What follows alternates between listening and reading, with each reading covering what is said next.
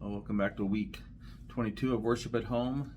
This week we talked to Dale Culbertson from church. He's a longtime church member, married 72 years, recently lost his wife.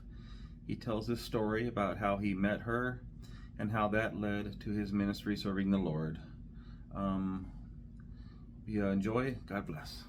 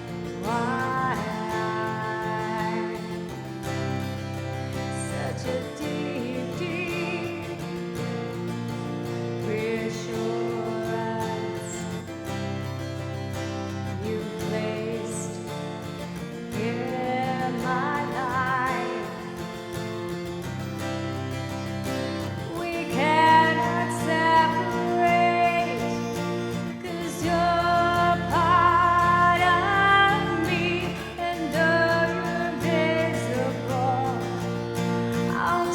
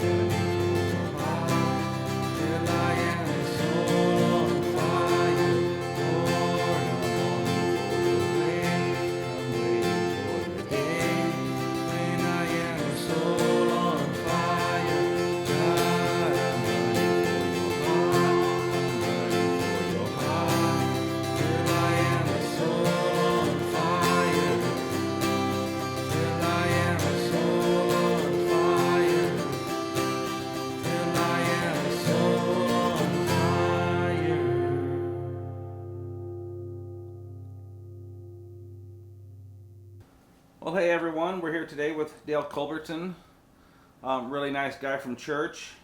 This guy has been just a very faithful, devoted member of our church for a very long time. When we went and did a lot of programs, him and his wife were always there supporting us. Just a very, very nice guy. Always wanted to go cycling with him, but never got a chance to.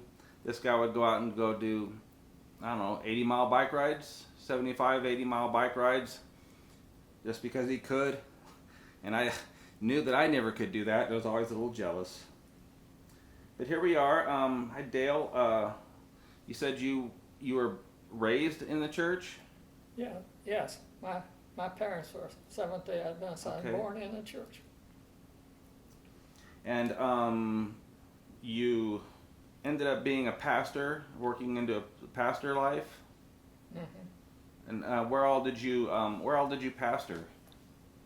Well, I spent more years in the conference office than I did pastoring. But I pastored. My first district was Goodland, St. Francis, and Oberlin here in Kansas. And then I pastored in North Carolina, High Point and Lexington, North Carolina. And I then went from there to College View Church at Lincoln, Nebraska. I pastored the college church. Okay. So have you always been mainly from the Midwest? Yeah. Okay. Born and raised. So I know you spent some time in Arizona. What did you do out there? I was in the conference office. Okay. Where all have you lived? I know it's probably a big list. Well, no. As far as states, Kansas, Nebraska, North Carolina, Arizona. Okay. Which one did you like the best? As far as a place to live? Yes. Well, I like some things about all of them. Yeah. And some things I dislike. One thing I liked about North Carolina is down there, boy, everybody is friendly. Oh, really? I could go down the street knocking on doors, and just introducing myself to people and talking to them about spiritual things. I could knock on the door, they would invite me in and sit down and visit. I could be there for 2 hours and visit with them and never tell them who I was or why I was there. Really?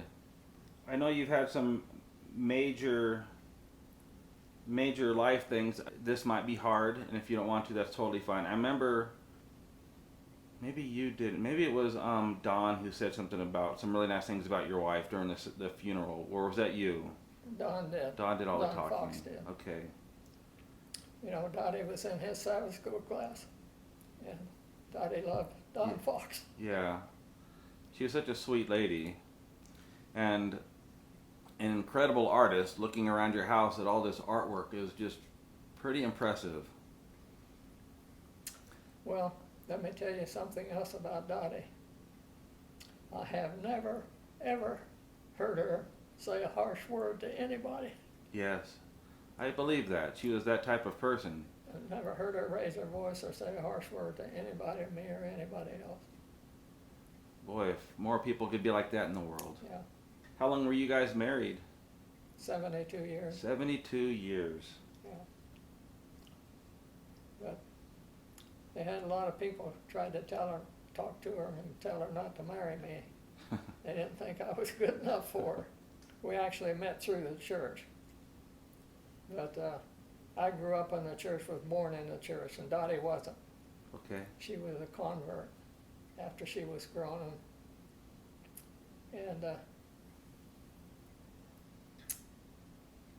And she was living in Independence, Kansas, and working for Sinclair Oil Company, got a home office there. She was working for them. And she had a girlfriend who was an Adventist. And Independence, Kansas had got a nice little one-room church. Mm-hmm. And one night they were going to go to the show, and the other girl said, well, I can't go tonight because our church is going to have some meetings with a guest speaker. And my mom wants me to go, so I promised her I'd go. So Dottie said, well, I'll go to the church meeting with you then. Oh, wow. Dottie went to the church meeting and believed what the guy was saying. And Dottie liked what he was saying, so she went back every night. Oh, really? And the other girl never went back. So Dottie went back every night and then got baptized.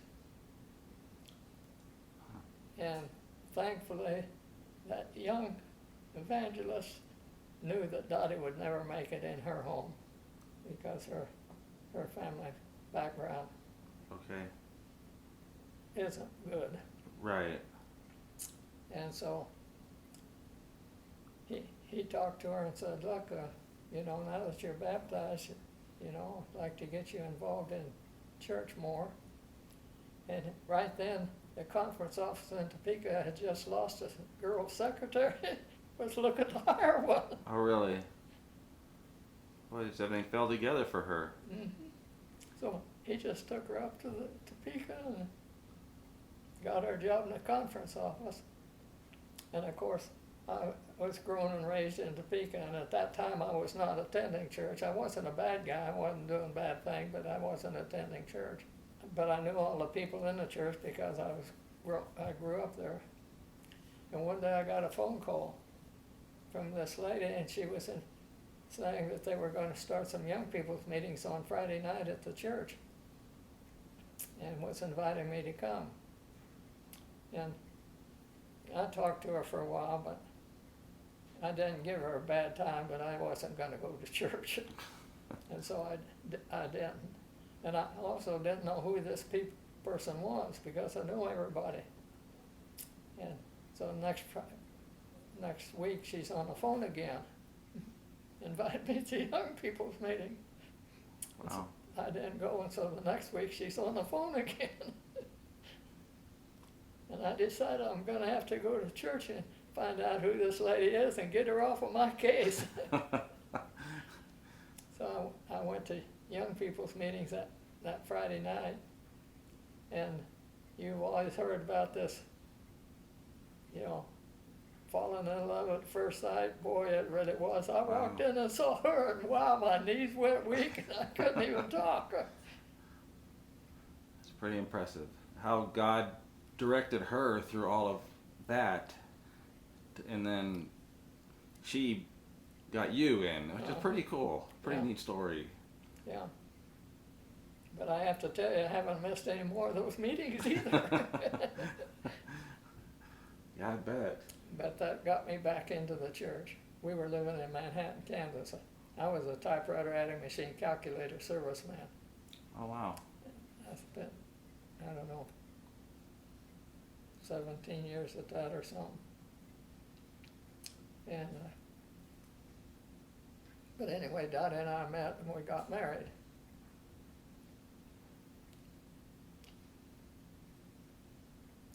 And then I decided, I was the church elder in Manhattan Church, and we had a pastor who came once every 4 weeks, and that's all we ever saw of him because he had a lot of churches, And so ended up doing a lot of the preaching, and I thought, why am I doing this and working at the typewriter company to support myself? Why don't I just get some education and I could do the preaching and be paid for doing that? So I quit my job, moved to Lincoln, Nebraska, and enrolled in Union College in the ministerial course.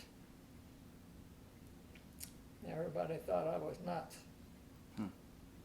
The business people in Manhattan, I was the serviceman for all of these office machines, and I covered 7 counties. Wow.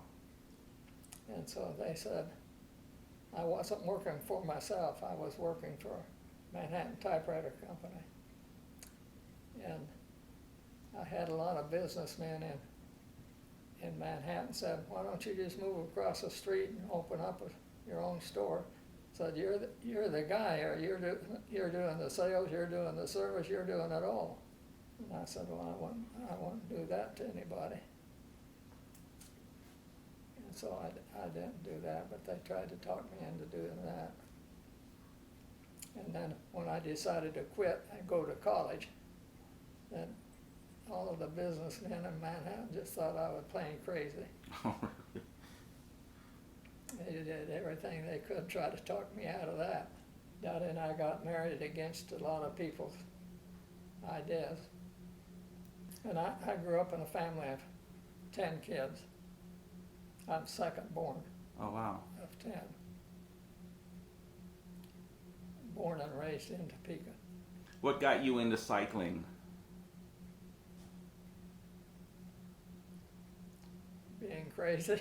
Really? No, I don't remember how I got started into that. Well, I know what I did. I went to a garage sale, and they had an old bike, old used bike there for $10, and so I bought it. Took it home and rode it around the neighborhood, and I thought, this is fun. I haven't done this since I was a kid. So I got to riding further and further and more, and then I found another used bicycle at a sale that was better than the one I had, so I bought that one, and then pretty soon I'm buying high dollar new bikes and riding cross country. Then my brother in Lawrence, he's 7 years younger than I am, that brother is. And he had always had bicycle and rode around town there a little bit. And so then he and I got to talking, and we rode from Lawrence to Ottawa and back and some stuff like that. And then we decided, let's go take a long ride. So the two of us worked out the schedule, and we rode from the Colorado border to the Missouri border across Kansas Oh, wow. in 4 days. 4 days. 400 miles, 4 days. And his wife and my wife then had a car, and they didn't really follow us, but they dropped us off where we started. And then they went and shopped all of the towns and would pick us up at noon, and we'd eat together. And then they'd send us on our way and pick us up that evening, put us in a motel, and would take us back out the next morning and drop us off where they picked us up. Sounds like a fun adventure. Oh, we had a ball. I bet. Do you have anything else you'd like to share? No. Okay. Well, Dale, thank you very much for your time. I thought it was a great little talk we had. It's good getting to know you a little bit more. And yeah, just thank you very much.